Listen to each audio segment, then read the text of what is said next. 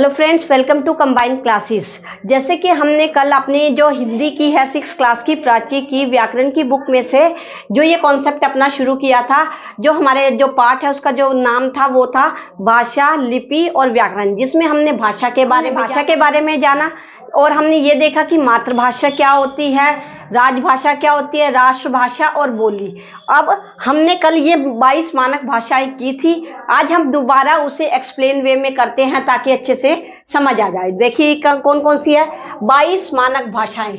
जब संविधान बन के तैयार हुआ उस समय संविधान में जो संविधान लिखने वाले थे, जो हमारे जो पूर्वज थे जिन्हें हम कहते हैं भीमराव अंबेडकर साहब जी या जो राजेंद्र प्रसाद जी हैं, उन्होंने जब ये संविधान बन के तैयार किया तो उसमें टोटल 14 भाषाओं को मानक भाषा का दर्जा मिला था। बट समय बदला, इंसान की जरूरतें भी बदलती है समय के साथ, तो हमें बहुत सी ऐसी लैंग्वेज को लगा कि हमें इन्हें अपने मानक भाषा के दर्जे में शामिल करना। इनके अलावा हमने 8 और भाषाओं को अपनी मानक भाषा का दर्जा दिया, जो हमने अमेंडमेंट के थ्रू डाला। हम यहाँ से ऊपर बात करते हैं कि वो कौन सी भाषाएं हैं, ये हम ट्रिक के साथ याद करेंगे। ट्रिक में हम बोलेंगे ABGHKKMMOPSTTU, यानी कि ए से क्या आएगा असमिया, बी से बांग्ला, जी से गुजराती, एच से हिंदी, के से कन्नड़ और इस के से क्या है, के से कश्मीरी, एक एम से मलयालम, एक एम से मराठी, ओ से उड़िया, पी से पंजाबी, एस से संस्कृत, टी से तमिल, टी से तेलुगु, यू से उर्दू। ये वो 14 भाषाएं हैं जिन्हें संविधान में पहले मानक भाषाओं का दर्जा प्राप्त हो गया था। इसके अलावा वो भाषाएं जो हमने अमेंडमेंट के थ्रू इस संविधान में ऐड की है वो कौन सी है। सबसे पहले हमने सिंधी भाषा, एक विदेशी नेपाली एक विदेशी ऐसी लैंग्वेज है जिससे हमने अपनी जो मानक भाषा है उसका दर्जा दिया है। मणिपुरी कोंकणी, यानी कि 2 अणा वाली, जिसमें अणा आता है, मणिपुरी कोंकणी, देखिए दोनों में अणा अणा आया हुआ है। और 2 डो वाली, जैसे बोडो डोगरी, इनकी राय में एक जैसी लगती है, जैसे बोलने में आता है बोडो डोगरी। और 2 ली वाली कौन सी है, मैथिली संथाली। ये सभी वो 22 भाषाएं हैं जो हमने अपने संविधान में जिनको मानक भाषाओं का दर्जा दिया है। इंग्लिश हमारी संविधान की मानक भाषा कहीं नहीं है, भले ही हमारे जो इंडिया है इसमें मोस्ट ऑफ कामकाज जो होता है, मोस्ट ऑफ वर्किंग जो इंग्लिश लैंग्वेज में ही होता है, लेकिन इंग्लिश लैंग्वेज अगर पूछी जाए कि उन्हें हमारी मानक भाषा का दर्जा मिला हुआ है तो नहीं, इंग्लिश हमारी मानक भाषा का पार्ट बिल्कुल नहीं है। लिपि, अभी तक हमने भाषा के बारे में पढ़ा, भाषा किसे कहते हैं, भाषा के प्रकार।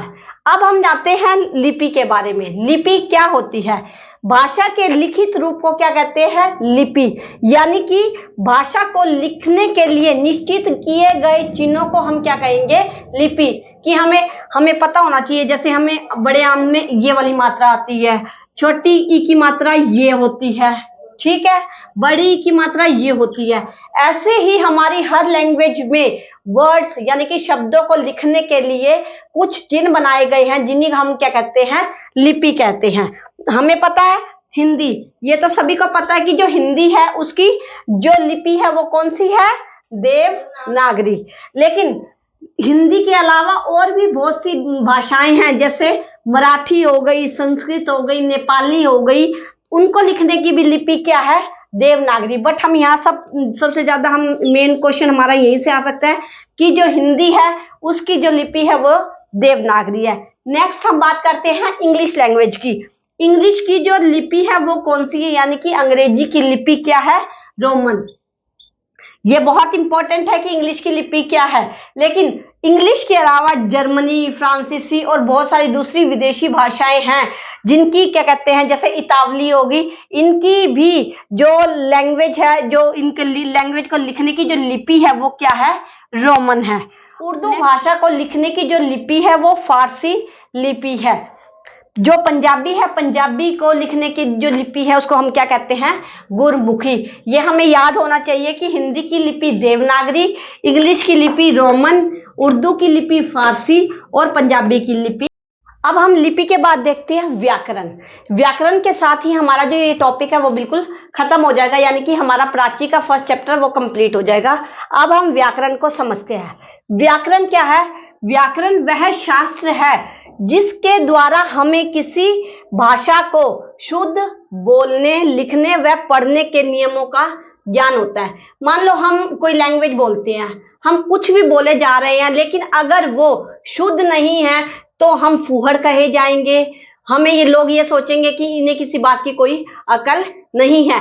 इसलिए हमें भाषा के तो आती है, भाषा सभी को आती है, लेकिन उसका शुद्ध रूप का जो ज्ञान है वो हमें होना बहुत जरूरी है। इस शुद्ध रूप के ज्ञान में हमारी जो हेल्प है वो कौन करता है? व्याकरण। ये व्याकरण ही है जो हमें बताती है कि हम एक सेंटेंस को पढ़ के ये समझ जाते हैं कि जो हम बोल रहे हैं या जो हम लिख रहे हैं वो सही है या ये एग्जाम्पल लिखा मैंने, हम कक्षा 6 में पढ़ता है। अब ये बिल्कुल भी शुद्ध वाक्य नहीं है, क्योंकि अगर हम लिखे हम का मतलब है बहुत सारे जने, यानी कि मोर देन वन पर्सन। इसमें 2 हो सकते हैं, 3 हो सकते हैं, यानी कि 2, 3, 4 कितने भी पर्सन हो सकते हैं। हम कक्षा 6 में पढ़ता है, यहाँ पे पढ़ता है ये सिंगुलर है और ये बात कर रहा है बहुवचन की और ये बात कर रहा है एक वचन की।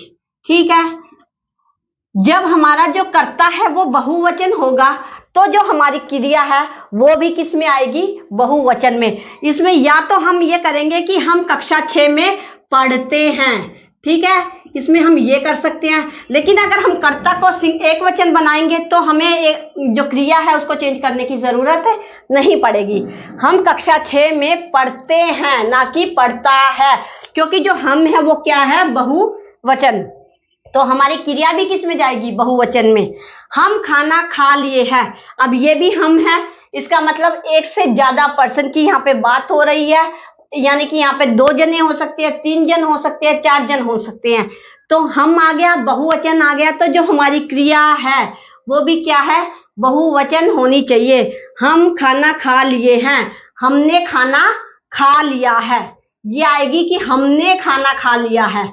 इसको लिखने का शुद्ध तरीका ये होगा। तो क्या है?